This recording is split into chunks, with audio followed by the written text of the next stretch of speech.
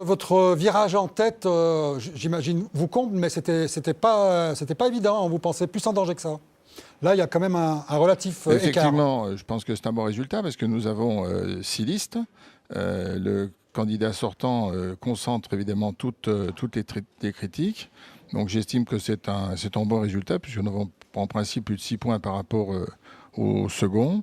On constate également un écroulement de la gauche qui est sûrement dû à la politique nationale et l'absence de projet. Pour le second tour, il y a accord, fusion avec d'autres listes pour vous permettre d'être à nouveau maire, ou vous partez seul?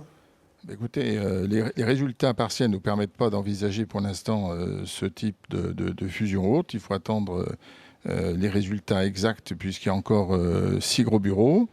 Nous verrons bien dans quelques minutes. Pour l'instant, j'ai cru comprendre que mes concurrents n'envisageaient pas de faire de fusion. Au-delà de ce bon résultat, est-ce que pour vous c'est une immense satisfaction personnelle, puisqu'on avait beaucoup entendu parler de lassitude des Tenonnais pour Jean Donnay, finalement c'est pas le cas?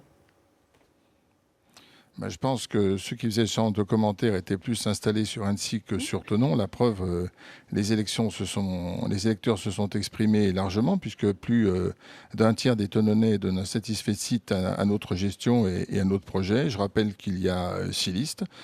C'est la démocratie. Donc au deuxième tour, il s'agira d'élire une liste qui gère Thonon et qui ne fait pas seulement des critiques ou des commentaires. Alors, une dernière question sur l'élection des conseillers communautaires. Thonon, c'est la seule ville où il n'y a pas eu ce type d'élection, puisque vous appartenez à aucune communauté de communes. Ça va changer ou qu'est-ce qui peut se passer maintenant?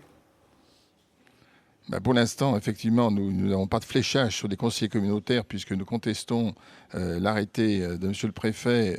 Nous marions de force avec les collines de Léman, ce qui est d'ailleurs le cas des collines de Léman dans leur unanimité. Donc actuellement, le Conseil d'État a reconnu qu'il y avait un doute sérieux sur la pertinence de cet arrêté et donc nous sommes devant le Conseil constitutionnel.